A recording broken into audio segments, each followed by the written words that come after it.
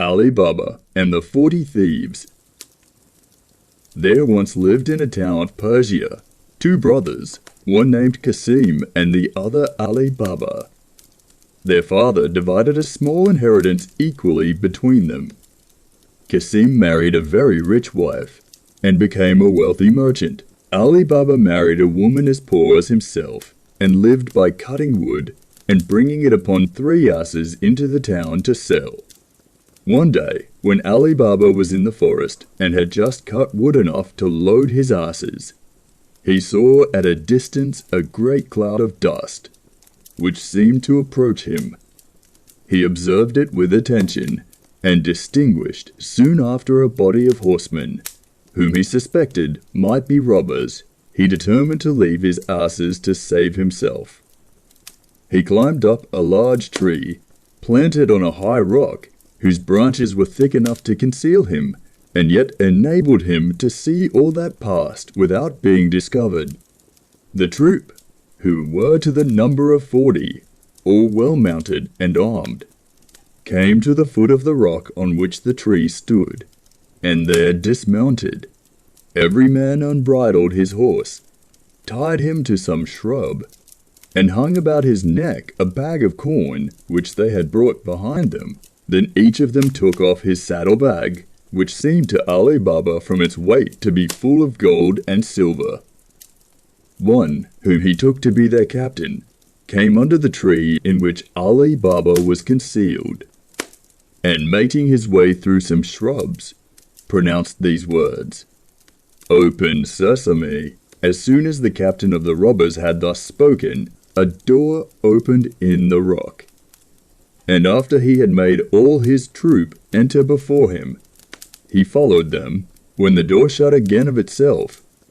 The robber stayed some time within the rock, during which Ali Baba, fearful of being caught.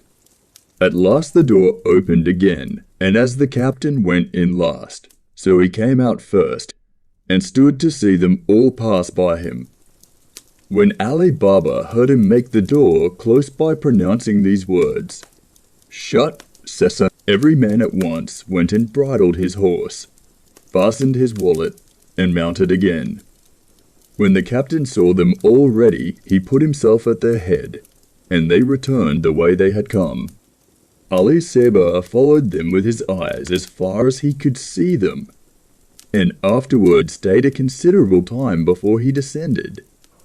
Remembering the words the captain of the robbers used to cause the door to open and shut, he had the curiosity to try if his pronouncing them would have the same effect. Accordingly, he went among the shrubs, and perceiving the door concealed behind them, stood before it, and said, "Open, sesame." The door instantly flew wide open. Ali Baba, who expected a dark, dismal cavern, was surprised to see a well-lighted and spacious chamber, which received the light from an opening at the top of the rock, and in which were all sorts of provisions, rich bales of silk, stuff, brocade, and valuable carpeting, piled upon one another, gold and silver ingots in great heaps, and money in bags. The sight of all these riches made him suppose that this cave must have been occupied for ages by robbers who had succeeded one another. Ali Baba went boldly into the cave, and collected as much of the gold coin, which was in bags, as he thought his 3 asses could carry. When he had loaded them with the bags, he laid wood over them in such a manner that they could not be seen. When he had passed in and out as often as he wished, he stood before the door, and pronouncing the words, "Shut, Saddam," the door closed of itself. He then made the best of his way to town. When Ali Baba got home, he drove his asses into a little yard, shut the gates very carefully, threw off the wood that covered the panniers, carried the bags into his house, and ranged them in order before his wife. He then emptied the bags, which raised such a great heap of gold as dazzled his wife's eyes, and then he told her the whole adventure from beginning to end, and, above all, recommended her to keep it secret. The wife rejoiced greatly at their good fortune, and would count all the gold piece by piece. "Wife," replied Ali Baba, "you do not know what you undertake when you pretend to count the money. You will never have done. I will dig a hole and bury it. There is no time to be lost." "You are in the right, husband," replied she, "but let us know as nigh as possible how much we have. I will borrow a small measure, and measure it while you dig the hole." Away the wife ran to her brother-in-law Kasim, who lived just by, and addressing herself to his wife, desired that she lend her a measure for a little while. Her sister-in-law asked her whether she would have a great or a small one. The other asked for a small one. She bade her stay a little, and she would readily fetch one. The sister-in-law did so, but as she knew Ali Baba's poverty, she was curious to know what sort of grain his wife wanted to measure, and artfully putting some suet at the bottom of the measure, brought it to her, with an excuse that she was sorry that she had made her stay so long, but that she could not find it sooner. Ali Baba's wife went home, set the measure upon the heap of gold, filled it and emptied it often upon the sofa, till she had done, when she was very well satisfied to find the number of measures amounted to so many as they did, and went to tell her husband, who had almost finished digging the hole. When Ali Baba was burying the gold, his wife, to show her exactness and diligence to her sister-in-law, carried the measure back again, but without taking notice that a piece of gold had stuck to the bottom. "Sister," said she, giving it to her again, "you see that I have not kept your measure long. I am obliged to you for it, and return it with thanks." As soon as Ali Baba's wife was gone, Kasim's looked at the bottom of the measure, and was in inexpressible surprise to find a piece of gold sticking to it. Envy immediately possessed her breast. "What," said she, "has Ali Baba gold so plentiful as to measure it? Whence has he all this wealth?" Kasim, her husband, was at his counting house. When he came home, his wife said to him, "Kasim, I know you think yourself rich, but Ali Baba is infinitely richer than you. He does not count his money, but measures it." Kasim desired her to explain the riddle, which she did, by telling him the stratagem she had used to make the discovery, and showed him the piece of money, which was so old that they could not tell in what prince's reign it was coined. Kasim, after he had married the rich widow, had never treated Ali Baba as a brother, but neglected him. And now, instead of being pleased, he conceived a base envy at his brother's prosperity. He could not sleep all that night, and went to him in the morning before sunrise. "Ali Baba," said he, "I am surprised at you. You pretend to be miserably poor, and yet you measure gold. My wife found this at the bottom of the measure you borrowed yesterday." By this discourse, Ali Baba perceived that Kasim and his wife, through his own wife's folly, knew what they had so much reason to conceal. But what was done could not be undone. Therefore, without showing the least surprise or trouble, he confessed all, and offered his brother part of his treasure to keep the secret. "I expect as much," replied Kasim haughtily, "but I must know exactly where this treasure is, and how I may visit it myself when I choose. Otherwise I will go and inform against you, and then you will not only get no more, but will lose all you have, and I shall have a share for my information." Ali Baba told him all he desired, even to the very words he was to use to gain admission into the cave. Kasim rose the next morning, long before the sun, and set out for the forest with 10 mules bearing great chests, which he designed to fill, and followed the road which Ali Baba had pointed out to him. He was not long before he reached the rock and found out the place by the tree and other marks which his brother had given him. When he reached the entrance of the cavern, he pronounced the words, "Open, Sesame." The door immediately opened, and when he was in, closed upon him. In examining the cave, he was in great admiration to find much more riches than he had expected from Ali Baba's relation. He quickly laid as many bags of gold as he could carry at the door of the cavern. But his thoughts were so full of the great riches he should possess that he could not think of the necessary word to make it open, but instead of sesame said, "Open barley," and was much amazed to find that the door remained fast shut. He named several sorts of grain, but still the door would not open. Cassim had never expected such an incident, and was so alarmed at the danger he was in, that the more he endeavored to remember the word sesame, the more his memory was confounded, and he had as much forgotten it as if he had never heard it mentioned. He threw down the bags he had loaded himself with, and walked distractedly up and down the cave, without having the least regard to the riches that were around him. About noon the robbers visited their cave. At some distance they saw Cassim's mules straggling about the rock, with great chests on their backs. Alarmed at this, they galloped full speed to the cave. They drove away the mules, who strayed through the forest so far that they were soon out of sight, and went directly, with their naked sabres in their hands, to the door, which, on their captain pronouncing the proper words, immediately opened. Cassim, who heard the noise of the horses' feet, at once guessed the arrival of the robbers, and resolved to make one effort for his life. He rushed to the door, and no sooner saw the door open than he ran out and threw the leader down, but could not escape the other robbers, who with their scimitars soon deprived him of life.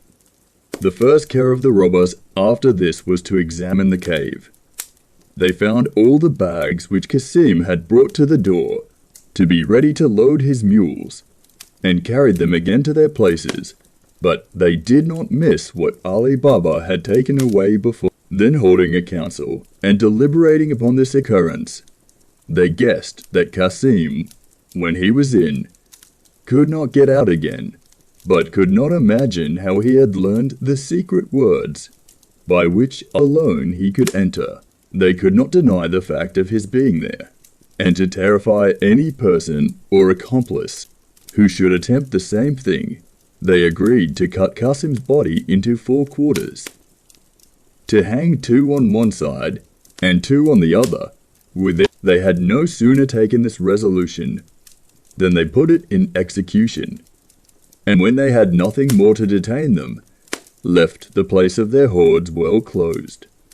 They mounted their horses, went to beat the roads again, and to attack the caravans they might meet.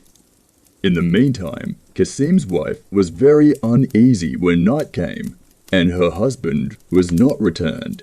She ran to Ali Baba in great alarm, and said, "I believe, brother-in-law, that you know Cassim is gone to the forest, and upon what account? It is now night, and he has not returned. I am afraid some misfortune has happened to him." Ali Baba told her that she need not frighten herself, for that certainly Cassim would not think it proper to come into the town till the night should be pretty far advanced.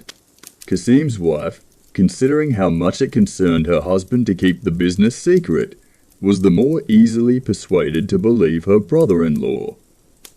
She went home again, and waited patiently till midnight.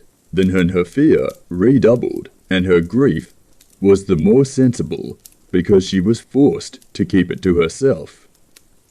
She repented of her foolish curiosity, and cursed her desire of prying into the affairs of her brother and sister-in-law. She spent all the night in weeping, and as soon as it was day went to them, telling them, by her tears, the cause of her coming, Ali Baba did not wait for his sister-in-law to desire him to go to see what was become of Kasim, but departed immediately with his 3 asses, begging of her first to moderate her grief. He went to the forest, and when he came near the rock, having seen neither his brother nor his mules on his way, was seriously alarmed at finding some blood spilt near the door, which he took for an ill omen.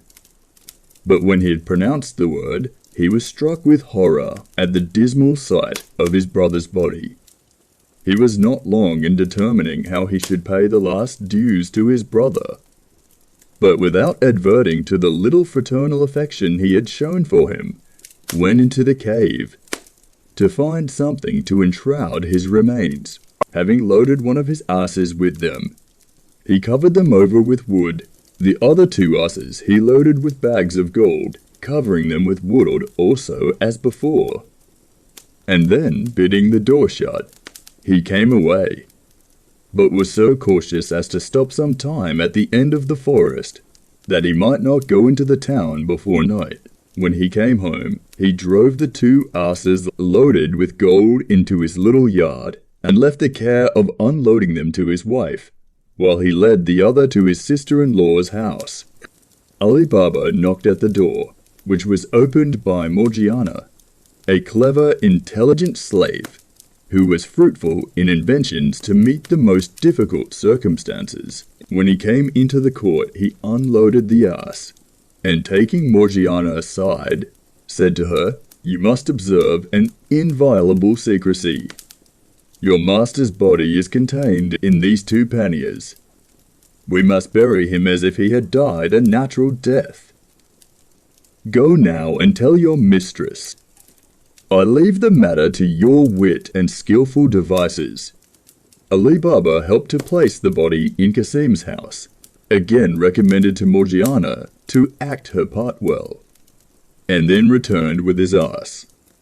Morgiana went out early the next morning to a druggist and asked for a sort of lozenge, which was considered efficacious in the most dangerous disorders. The apothecary inquired who was ill.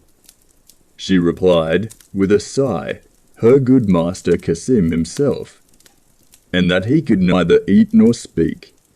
In the evening Morgiana went to the same druggist again, and with tears in her eyes, asked for an essence which they used to give to sick people, only when in the last extremity.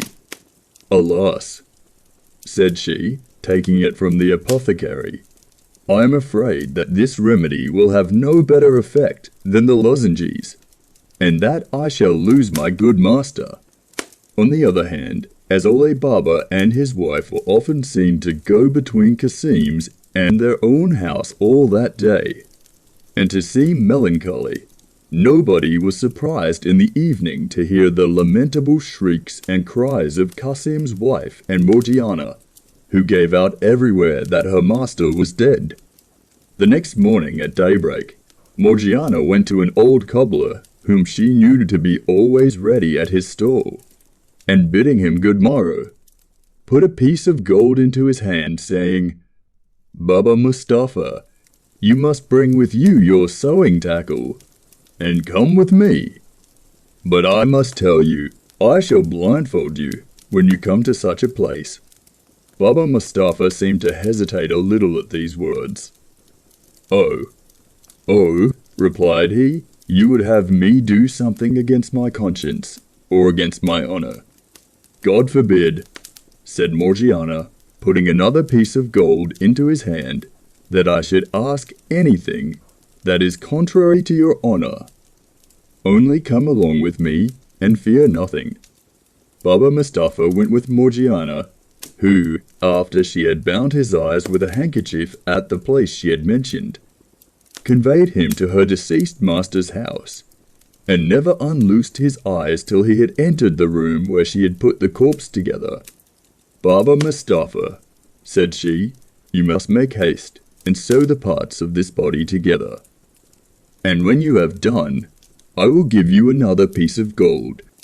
After Baba Mustafa had finished his task, she blindfolded him again, gave him the third piece of gold as she had promised, and recommending secrecy to him, carried him back to the place where she first bound his eyes, pulled off the bandage and let him go home, but watched him that he returned toward his stall, till he was quite out of sight, for fear he should have the curiosity to return and dodge her. She then went home. Morgiana, on her return, warmed some water to wash the body, and at the same time Ali Baba perfumed it with incense, and wrapped it in the burying clothes with the accustomed ceremonies. Not long after, the proper officer brought the bier, and when the attendants of the mosque, whose business it was to wash the dead, offered to perform their duty, she told them it was done already. Shortly after this, the imam and the other ministers of the mosque arrived. 4 neighbors carried the corpse to the burying ground, following the imam, who recited some prayers. Ali Server came after, with some neighbors, who often relieved the others in carrying the bier to the burying ground. Morgiana, a slave to the deceased, followed in the procession, weeping, beating her breast, and tearing her hair. Qasim's wife stayed at home mourning, uttering lamentable cries with the women of the neighborhood, who came, according to custom, during the funeral, and joining their lamentations with hers, filled the quarter far and near with sounds of sorrow. In this manner, Qasim's melancholy death was concealed and hushed up between Ali Baba, his widow, and Morgiana, his slave, with so much contrivance that nobody in the city had the least knowledge or suspicion of the cause of it. 3 or 4 days after the funeral, Ali Baba removed his few goods openly to his sister's house, in which it was agreed that he should in future live.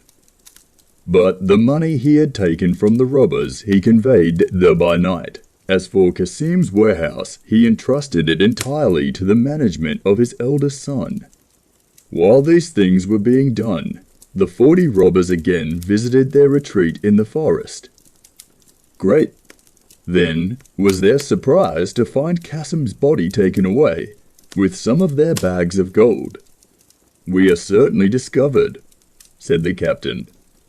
"The removal of the body and the loss of some of our money plainly shows that the man whom we killed had an accomplice, and for our own lives' sake we must try to find him.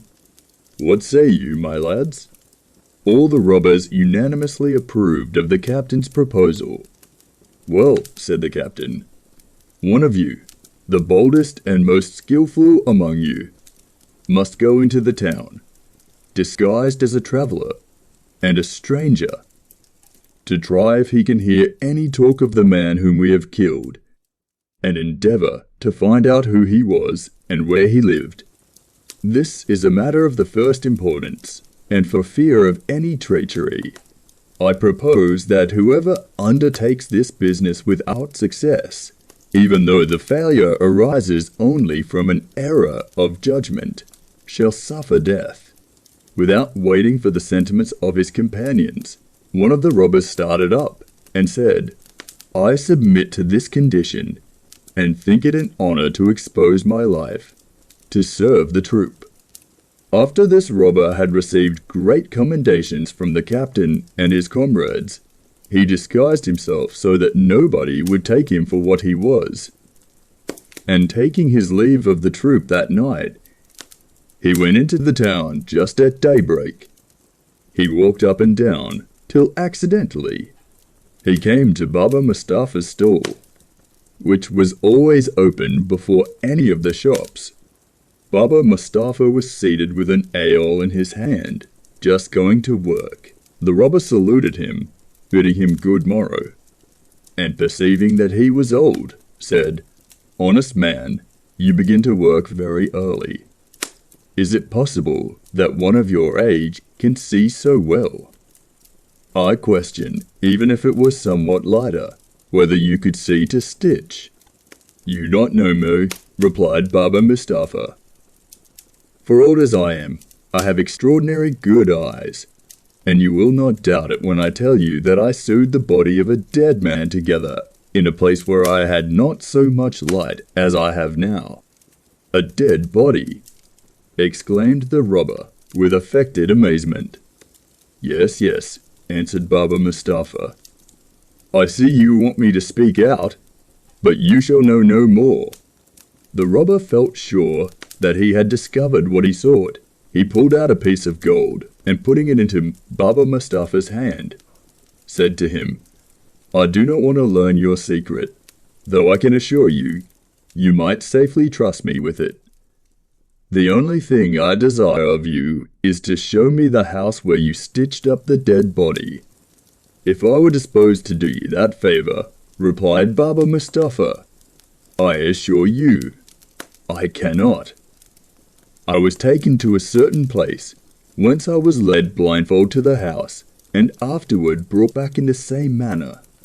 You see, therefore, the impossibility of my doing what you desire." "Well," replied the robber, "you may, however, remember a little of the way that you were led blindfold. Come, let me blind your eyes at the same place.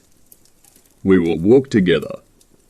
Perhaps you may recognize some part, and as everyone should be paid for his trouble here, is another piece of gold for you, to gratify me in what I ask you."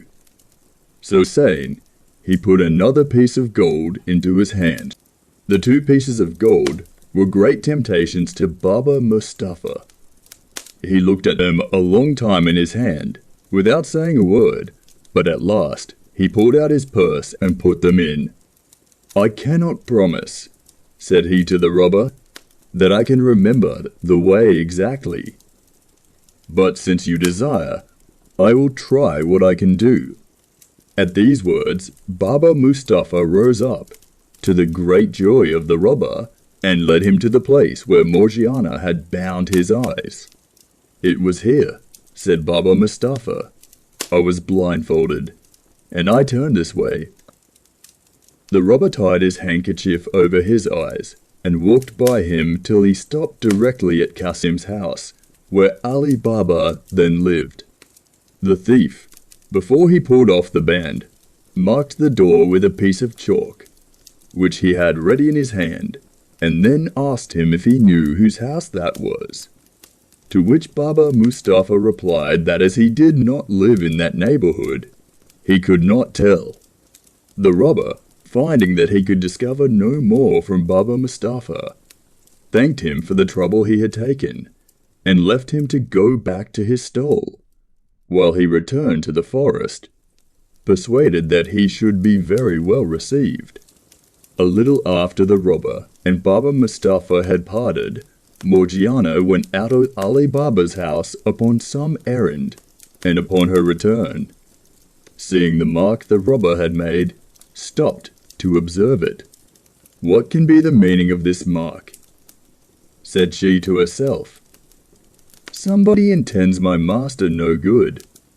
However, with whatever intention it was done, it is advisable to guard against the worst." Accordingly, she fetched a piece of chalk and marked 2 or 3 doors on each side in the same manner, without saying a word to her master or mistress. In the meantime, the robber rejoined his troop in the forest, and recounted to them his success, expatiating upon his good fortune in meeting so soon with the only person who could inform him of what he wanted to know.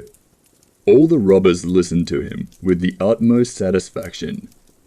Then the captain, after commending his diligence, addressing himself to them all, said, "Comrades, we have no time to lose. Let us set off well armed, without its appearing who we are. But that we may not excite any suspicion, let only 1 or 2 go into the town together, and join at our rendezvous, which shall be the great square. In the meantime, our comrade who brought us the good news, and I will go and find out the house, that we may consult what had best be done." This speech and plan was approved of by all, and they were soon ready. They filed off in parties of 2 each, after some interval of time, and got into the town without being in the least suspected. The captain, and he who had visited the town in the morning as spy, came in the last. He led the captain into the street where he had marked Ali Baba's residence, and when they came to the first of the houses which Morgiana had marked, he pointed it out. But the captain observed that the next door was chalked in the same manner and in the same place, and showing it to his guide, asked him which house it was, that or the first. The guide was so confounded that he knew not what answer to make. But he was still more puzzled when he and the captain saw 5 or 6 houses similarly marked. He assured the captain, with an oath, that he had marked but one, and could not tell who had chalked the rest, so that he could not distinguish the house which the cobbler had stopped at. The captain, finding that their design had proved abortive, went directly to their place of rendezvous and told his troop that they had lost their labour and must return to their cave. He himself set them the example, and they all returned as they had come. When the troop was all got together, the captain told them the reason of their returning, and presently the conductor was declared by all worthy of death. He condemned himself, acknowledging that he ought to have taken better precaution, and prepared to receive the stroke from him who was appointed to cut off his head. But as the safety of the troop required the discovery of the second intruder into the cave, another of the gang, who promised himself that he should succeed better, presented himself, and his offer being accepted, he corrupted Baba Mustafa as the other had done, and being shown the house, marked it in a place more remote from sight with red chalk. Not long after, Morgiana, whose eyes nothing could escape, went out, and seeing the red chalk, and arguing with herself as she had done before, marked the other neighbours' houses in the same place and manner.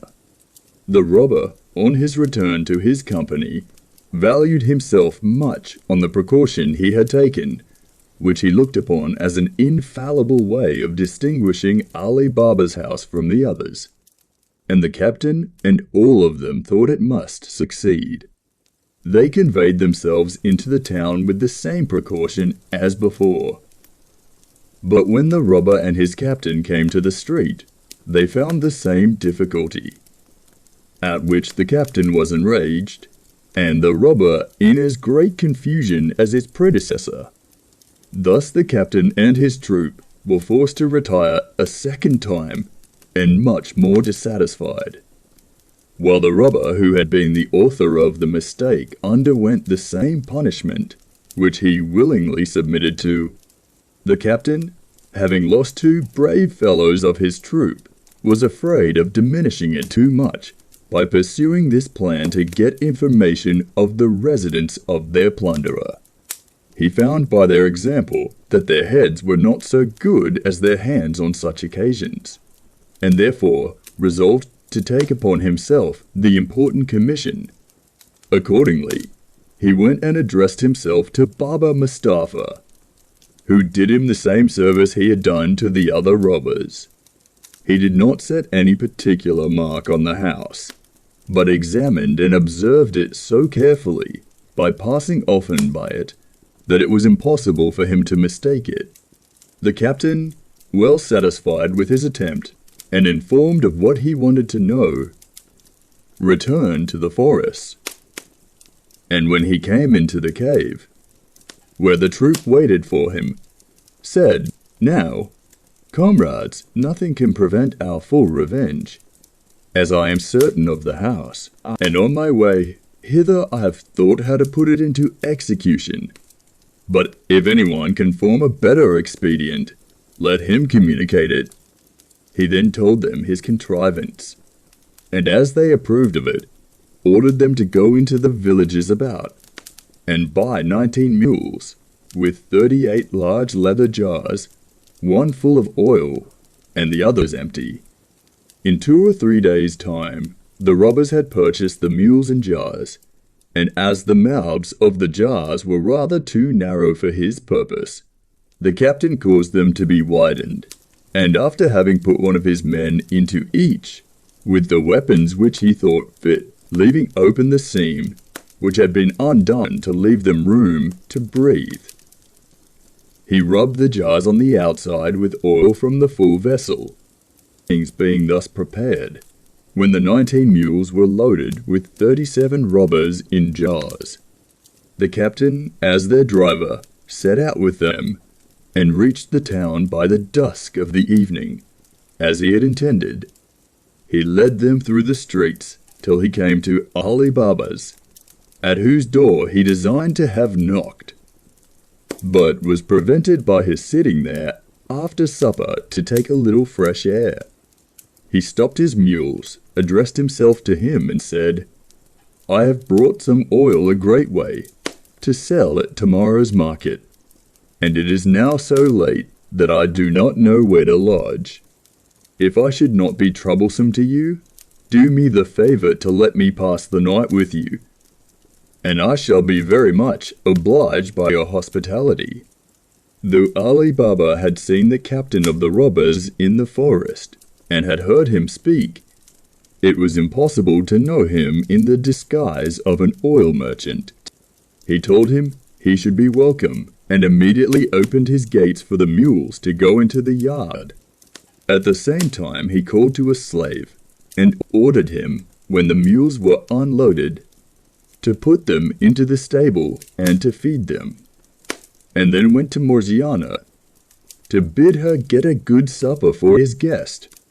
After they had finished supper, Ali Baba, charging Morgiana afresh to take care of his guest, said to her, "Tomorrow morning I design to go to the bath before day. Take care my bathing linen be ready.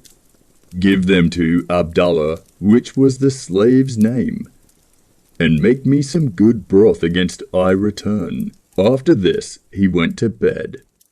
In the meantime, the captain of the robbers went into the yard and took off the lid of each jar, and gave his people orders what to do, beginning at the first jar, and so on to the last. He said to each man, "As soon as I throw some stones out of the chamber window where I lie, do not fail to come out, and I will immediately join you."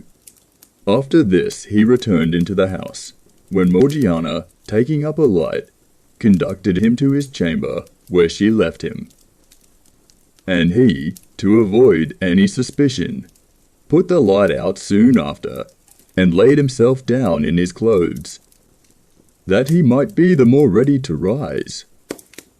Morgiana, remembering Ali Baba's orders, got his bathing linen ready, and ordered Abdallah to set on the pot for the broth. But while she was preparing it, the lamp went out, and there was no more oil in the house, nor any candles. What to do she did not know, for the broth must be made. Abdallah, seeing her very uneasy, said, "Do not fret and tease yourself, but go into the yard, and take some oil out of one of the jars." Morgiana thanked Abdallah for his advice, took the oil pot, and went into the yard. When, as she came nigh the first jar, the robber within said softly, "Is it time?" Though naturally much surprised at finding a man in the jar, instead of the oil she wanted, she immediately felt the importance of keeping silence, as Ali Baba, his family, and herself were in great danger. And collecting herself, without showing the least emotion, she answered, "Not yet, but presently." She went quietly in this manner to all the jars, giving the same answer, till she came to the jar of oil. By this means Morgiana found that her master Ali Baba had admitted 38 robbers into his house, and that this pretended oil merchant was their captain. She made what haste she could to fill her oil pot, and returned into the kitchen, where, as soon as she had lighted her lamp, she took a great kettle, went again to the oil jar, filled the kettle, set it on a large wood fire, and as soon as it boiled, went and poured enough into every jar to stifle and destroy the robber within.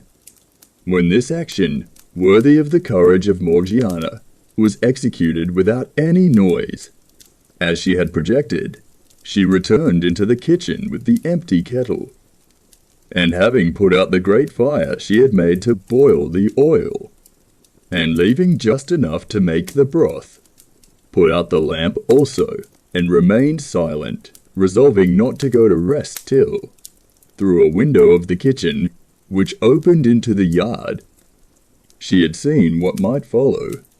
She had not waited long before the captain of the robbers got up, opened the window, and, finding no light and hearing no noise or anyone stirring in the house, gave the appointed signal by throwing little stones, several of which hit the jars, as he doubted not by the sound they gave. He then listened, but not hearing or perceiving anything whereby he could judge that his companion stirred, he began to grow very uneasy, threw stones again a second, and also a third time, and could not comprehend the reason that none of them should answer his signal. Much alarmed, he went softly down into the yard, and going to the first jar, while asking the robber, whom he thought alive, if he was in readiness, smelt the hot boiled oil, which sent forth a steam out of the jar. Hence he knew that his plot to murder Ali Baba and plunder his house was discovered. Examining all the jars, one after another, he found that all his gang were dead, and, enraged to despair at having failed in his design, he forced the lock of a door that led from the yard to the garden, and climbing over the walls made his escape. When Morgiana saw him depart, she went to bed, satisfied and pleased to have succeeded so well in saving her master and family. Ali Baba rose before day, and, followed by his slave, went to the baths, entirely ignorant of the important event which had happened at home. When he returned from the baths, he was very much surprised to see the oil jars, and to learn that the merchant was not gone with the mules. He asked Morgiana, who opened the door, the reason of it. "My good master," answered she, "God preserve you and all your family. You will be better informed of what you wish to know when you have seen what I have to show you, if you will follow me." As soon as Morgiana had shut the door, Ali Baba followed her, when she requested him to look into the first jar, and see if there was any oil.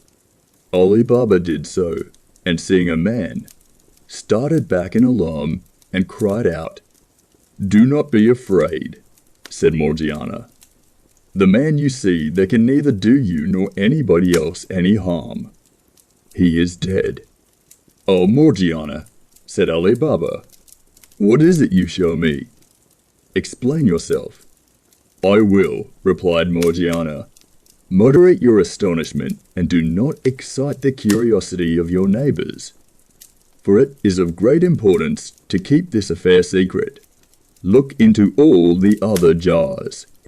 Ali Baba examined all the other jars, one after another, and when he came to that which had the oil in it, found it prodigiously sunk, and stood for some time motionless, sometimes looking at the jars and sometimes at Morgiana, without saying a word, so great was his surprise. At last, when he had recovered himself, he said, "And what is become of the merchant?" "Merchant," answered she, "he is as much one as I am. I will tell you who he is, and what is become of him.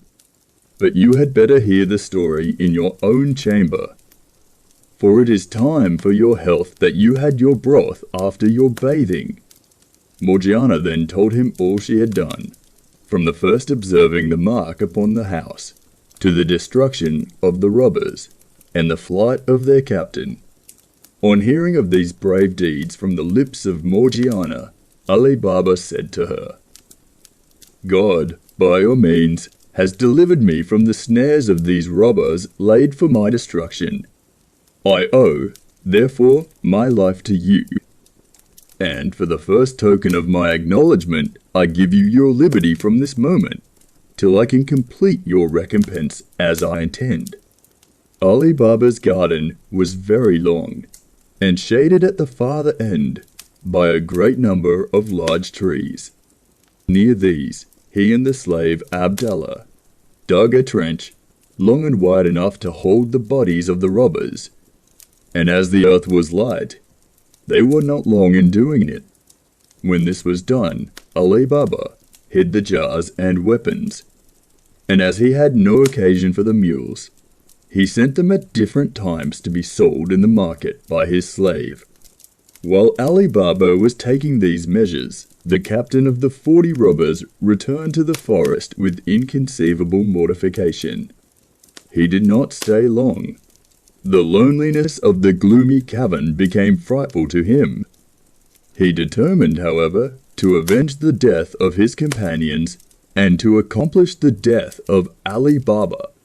For this purpose he returned to the town and took a lodging in a khan, disguising himself as a merchant in silks. Under this assumed character, he gradually conveyed a great many sorts of rich stuffs and fine linen to his lodging from the cavern, but with all the necessary precautions to conceal the place whence he brought them. In order to dispose of the merchandise, when he had thus amassed them together, he took a warehouse, which happened to be opposite to Qasim's, which Ali Baba's son had occupied since the death of his uncle. He took the name of Khoja Hossain and, as a newcomer, was, according to custom, extremely civil and complaisant to all the merchants his neighbors. Ali Baba's son was, from his vicinity, one of the first to converse with Khoja Hossain, who strove to cultivate his friendship more particularly. 2 or 3 days after he was settled, Ali Baba came to see his son, and the captain of the robbers recognized him at once, and soon learned from his son who he was. After this, he increased his assiduities, caressed him in the most engaging manner, made him some small presents, and often asked him to dine and sup with him, when he treated him very handsomely. Ali Baba's son did not choose to lie under such obligation to Khoja Hossain, but was so much straitened for want of room in his house that he could not entertain him. He therefore acquainted his father, Ali Baba, with his wish to invite him in return. Ali Baba, with great pleasure, took the treat upon himself. Said he, tomorrow being Friday, which is a day that the shops of such great merchants as Khoja Hossain and yourself are shut, get him to accompany you, and as you pass by my door, call in. I will go and order Morgiana to provide a supper. The next day, Ali Baba's son and Khoja Hossain met by appointment, took their walk, and as they returned, Ali Baba's son led Khoja Hossain through the street where his father lived, and when they came to the house, stopped and knocked at the door. "This, sir," said he, "is my father's house, who from the account I have given him of your friendship, charged me to procure him the honour of your acquaintance, and I desire you to add this pleasure to those for which I am already indebted to you." Though it was the sole aim of Khoja Hossain to introduce himself into Ali Baba's house, that he might kill him without hazarding his own life or making any noise, yet he excused himself and offered to take his leave. But a slave having opened the door, Ali Baba's son took him obligingly by the hand and, in a manner, forced him in. Ali Baba received Khoja Hossain with a smiling countenance, and in the most obliging manner he could wish. He thanked him for all the favours he had done his son, adding withal, the obligation was the greater as he was a young man, not much acquainted with the world, and that he might contribute to his information. Khoja Hossein returned the compliment by assuring Ali Baba that though his son might not have acquired the experience of older men, he had good sense equal to the experience of many others. After a little more conversation on different subjects, he offered again to take his leave, when Ali Baba, stopping him, said, "Where are you going, sir, in so much haste? I beg you will do me the honor to sup with me, though my entertainment may not be worthy your acceptance. Such as it is, I heartily offer it." "Sir," replied Khoja Hossein, "I am thoroughly persuaded of your goodwill. But the truth is, I can eat no victuals that have any salt in them. Therefore judge how I should feel at your table." "If that is the only reason," said Ali Baba, "it ought not to deprive me of the honor of your company. For, in the first place, there is no salt ever put into my bread. And as to the meat we shall have tonight, I promise you there shall be none in that. Therefore you must do me the favor to stay. I will return immediately." Ali Baba went into the kitchen and ordered Morgiana to put no salt to the meat that was to be dressed that night, and to make quickly 2 or 3 ragouts, besides what he had ordered, but be sure to put no salt in them. Morgiana, who was always ready to obey her master, could not help being surprised at his strange order. "Who is this strange man," said she, "who eats no salt with his meat? Your supper will be spoiled if I keep it back so long." "Do not be angry, Morgiana," replied Ali Baba. "He is an honest man, therefore do as I bid you." Morgiana obeyed, though with no little reluctance, and had a curiosity to see this man who ate no salt. To this end, when she had finished what she had to do in the kitchen, she helped Abdallah to carry up the dishes. And looking at Khoja Hossein, she knew him at first sight, notwithstanding his disguise, to be the captain of the robbers, perceived that he had a dagger under his garment. "I am not in the least amazed," said she to herself, "that this wicked man, who is my master's greatest enemy, would eat no salt with him, since he intends to assassinate him. But I will prevent him." Morgiana, while they were at supper, determined in her own mind to execute one of the boldest acts ever meditated. When Abdallah came for the dessert of fruit, and had put it with the wine and glasses before Ali Baba, Morgiana retired, dressed herself neatly with a suitable headdress like a dancer, girded her waist with a silver gilt girdle, to which there hung a poniard with a hilt and guard of the same metal, and put a handsome mask on her face. When she had thus disguised herself, she said to Abdallah, "Take your tabor, and let us go and divert our master and his son's friend, as we do sometimes when he is alone." Abdallah took his tabor and played all the way into the hall before Morgiana, who, when she came to the door, made a low obeisance by way of asking leave to exhibit her skill, while Abdallah left off playing. "Come in, Morgiana," said Ali Baba, "and let Khoja Hossein see what you can do, that he may tell us what he thinks of your performance."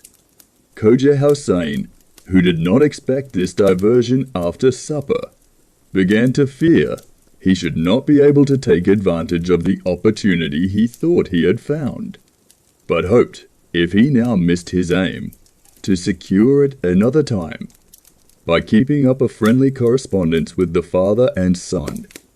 Therefore, though he could have wished Ali Baba would have declined the dance, he pretended to be obliged to him for it, and had the complaisance to express his satisfaction at what he saw, which pleased his host. As soon as Abdallah saw that Ali Baba and Khoja Hossein had done talking, he began to play on the tabor, and accompanied it with an air, to which Morgiana, who was an excellent performer, danced in such a manner as would have created admiration in any company. After she had danced several dances with much grace, she drew the poniard, and holding it in her hand, began a dance in which she outdid herself by the many different figures, light movements, and the surprising leaps and wonderful exertions with which she accompanied it. Sometimes she presented the poniard to one breast, sometimes to another, and oftentimes seemed to strike her own. At last she snatched the tabor from Abdallah with her left hand, and holding the dagger in her right presented the other side of the tabor. After the manner of those who get a livelihood by dancing and solicit the liberality of the spectator, Ali Baba put a piece of gold into the tabor, as did also his son. And Cogia Hussein, seeing that she was coming to him, had pulled his purse out of his bosom to make her a present. But while he was putting his hand into it, Morgiana, with a courage and resolution worthy of herself, plunged the poniard into his heart. Ali Baba and his son, shocked at this action, cried out aloud. "Unhappy woman," exclaimed Ali Baba, "what have you done? To ruin me and my family." "It was to preserve, not to ruin you," answered Morgiana. "For see here," continued she, opening the pretended Cogia Hussein's garment and showing the dagger, "what an enemy you had entertained. Look well at him, and you will find him to be both the fictitious oil merchant and the captain of the gang of 40 robbers. Remember, too, that he would eat no salt with you. And what would you have more to persuade you of his wicked design? Before I saw him, I suspected him as soon as you told me you had such a guest. I knew him, and you now find that my suspicion was not groundless." Ali Baba, who immediately felt the new obligation he had to Morgiana for saving his life a second time, embraced her. "Morgiana," said he, "I gave you your liberty, and then promised you that my gratitude should not stop there, but that I would soon give you higher proofs of its sincerity, which I now do by making you my daughter-in-law." Then addressing himself to his son, he said, "I believe you, son, to be so dutiful a child, that you will not refuse Morgiana for your wife. You see that Cogia Hussein sought your friendship with a treacherous design to take away my life, and if he had succeeded, there is no doubt, but he would have sacrificed you also to his revenge. Consider that by marrying Morgiana you marry the preserver of my family and your own."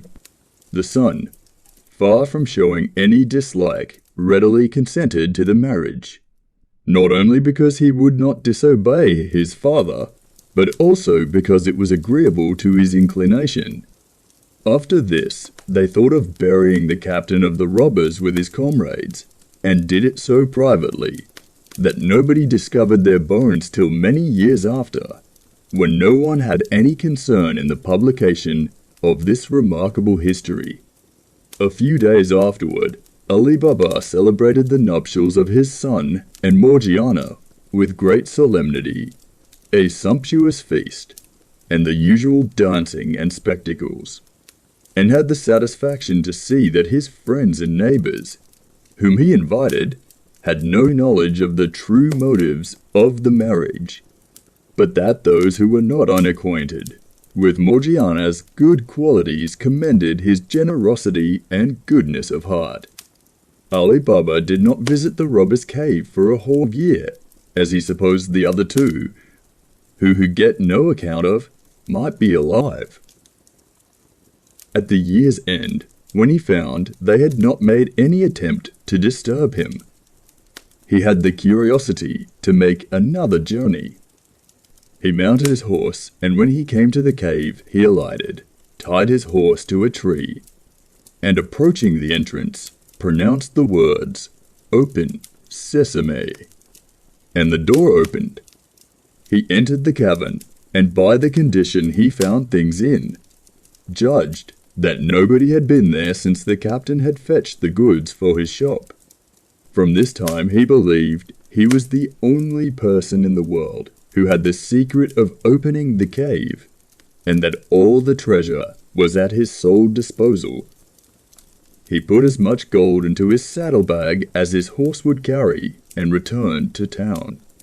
Some years later, he carried his son to the cave and taught him the secret, which he handed down to his posterity, who, using their good fortune with moderation, lived in great honor and splendor. The end.